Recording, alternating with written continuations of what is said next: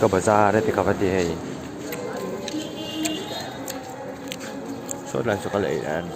อาลูเกลือขัด1 kg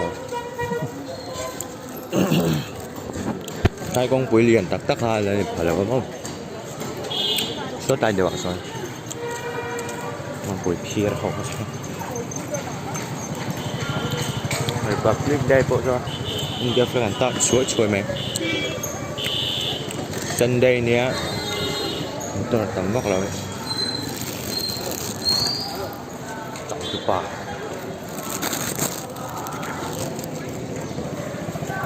Zurlai Hậu College Hậu tiếng em ơi những tí nhỉ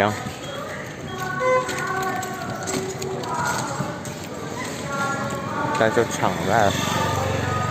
hay Apollo đầm đội in muốn trả Apollo đầm đội in hơn pharmacy Apollo pharmacy song song anh ạ đây cần về ngay mì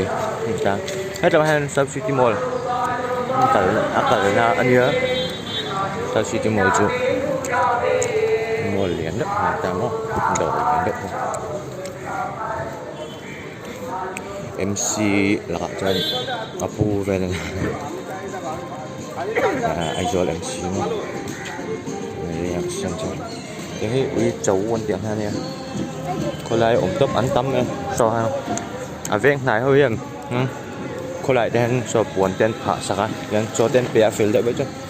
vì hậu sai đậu phải cho nhìn tầm đối cho anh cái ngã cá đền theo rồi rõ ven sáng sáng tầm tâm không ui hậu ấy anh buồn phá sạc hàng đen ta anh phèn về tục cho chả lo hấp mà cho nên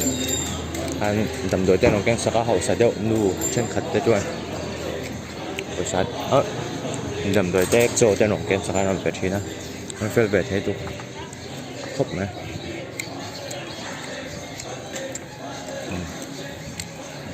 không thể hành nha sau đó về hết các bạn cái em tuition ăn lạc nè nha college khá hậu về thế chút